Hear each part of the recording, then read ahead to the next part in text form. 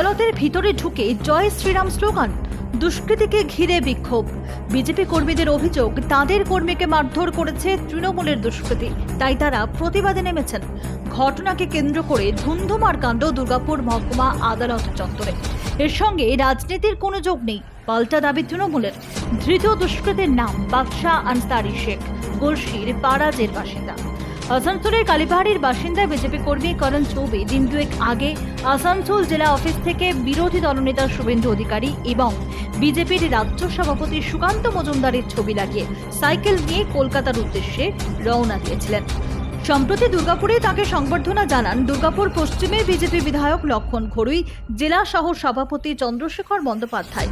বুধবুদের 19 নম্বর জাতীয় সড়কে বিজেপি কর্মীকে সংবর্ধনা জানিয়েছিলেন জেলা সহ সভাপতি রমন শর্মাও।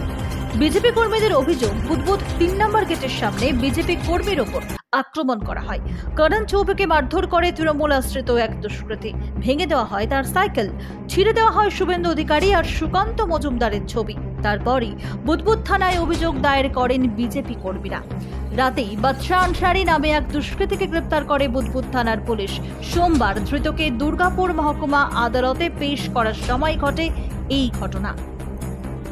অভিযুক্তকে নিয়ে মহকুমা আদালতে প্রবেশ করতেই পুলিশের গাড়ি ধাওয়া করে বিজেপির কর্মীরা। ধৃতকে গাড়ি থেকে নামাতেই শুরু হয় জয় শ্রীরাম স্লোগান। বিক্ষোভের মুখে পড়ে দুষ্কৃতীকে নিয়ে রীতিমতো ছুটে আদালত চত্বরে ঢুকে পড়ে পুলিশ। এরপর আদালতের ভিতর ঢুকেও বিক্ষোভ দেখায় বিজেপি কর্মীরা। দুষ্কৃতীর কড়া শাস্তির দাবি তোলেন। বিজেপির অভিযোগ, ওই দুষ্কৃতীর সঙ্গে তৃণমূলের যোগ রয়েছে। জেলা সহ সভাপতি চন্দ্রশেখর বন্দ্যোপাধ্যায় বলেন, আমাদের সক্রিয় কর্মী 2026 বিধানসভা নির্বাচনের প্রচারে বেরিয়েছিলেন। অটল বিহারী বাজপেয়ী, শ্যামাপ্রসাদ মুখোপাধ্যায় এবং রাজ্যের বিরোধী দলনেতা শুভেন্দু অধিকারী এবং রাজ্য সভাপতি সুকান্ত মজুমদারের ছবি নিয়ে সাইকেলে করে কলকাতার উদ্দেশ্যে রওনা দিচ্ছিলেন। তখনই বুধবুদের 3 নম্বর গেটের সামনে এক দুষ্কৃতী তার উপর হামলা চালায়। বুধবুদ থানায় অভিযোগ দায়ের করা হয়। অভিযোগের ভিত্তিতে গ্রেফতার হয় ওই দুষ্কৃতী। ওই দুষ্কৃতীর সঙ্গে তৃণমূলের যোগ রয়েছে। আমরা কড়া শাস্তি চাইছি, আর সেই জন্যই আমাদের এই বিক্ষোভ।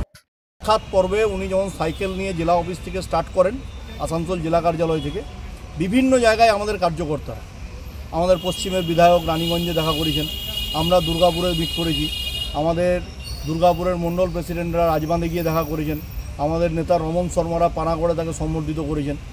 সম্বর্ধিত করার পর বুধবুদ 3 নম্বর গেটের কাছে তাকে একজন জেহাদি, আমাদের অটলজি শ্যামাপ্রসাদ মুখার্জির ছবি সামনে ছিল, তার পেছনে সাইকেল চালানোর সিটের পেছনে সুকান্তবাবু সুরেন্দ্রবাবুদের ছবি নিয়ে উনি যাচ্ছিলেন। শ্যামাপ্রসাদ মুখার্জি অটলজির ছবিকে ছিঁড়ে দিয়ে তাকে মারধর করেন।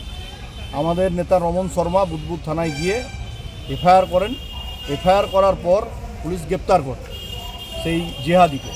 গ্রেপ্তার যখন হয়েছে তখন আমরা আজকে যখন তাকে কোর্টে প্রডিউস করে আনা হচ্ছে, আমাদের সমস্ত কার্যকর্তারা একযোগে বিক্ষোভ দেখিয়েছে। কারণ একটাই, এই বাংলায় 70-30-এর রাজনীতি করতে চাইছেন। যদিও এর পেছনে রাজনৈতিক যোগ নেই বলেই পাল্টা দাবি করেছে প্রশাসক মণ্ডলীর সদস্য তথা তৃণমূল নেতা ধর্মেন্দ্র যাদব। তৃণমূল নেতা বলেন, অন্য কোনো কারণে হয়তো এই ঘটনা ঘটেছে, পুলিশ নিশ্চয়ই ব্যবস্থা নেবে। তবে বিজেপির কর্মীরা কাজ না করে নিজেদের টিআরপি বাড়ানোর জন্যই এই সব বিক্ষোভ দেখাচ্ছে। কোনো এই এলাকায় কোনো কাজ করেছে এরকম তো কিছু নাই। ওদের এমপি ছিল, এমএলএ আছেন, কাজ করে দেখার কিছু নাই। তো ছোটো ছোটো জিনিস করে নিজের টিআরপিটা বাড়ানোর ধান্দা, এছাড়া কিছু নাই। ওই ঘটনাটা হয়তো অন্য কোনো কারণে হতে পারে, আমার জানা নেই। তো নিশ্চয়ই একটা পলিটিক্যাল বা জেনে বুঝে করার নিশ্চয়ই থাকবে না। যে কোনো হিসেবে ওটা আইন তো আছে, আইন এই করবে না, এর জন্য টিআরপি কী দরকার। কিন্তু আদালতের ভিতরে ঢুকে বিজেপি কর্মীদের এই বিক্ষোভ, স্লোগান দেওয়ার ঘটনা ঠিক কতটা ন্যায়সঙ্গত উঠছে প্রশ্ন। Bureau report, news.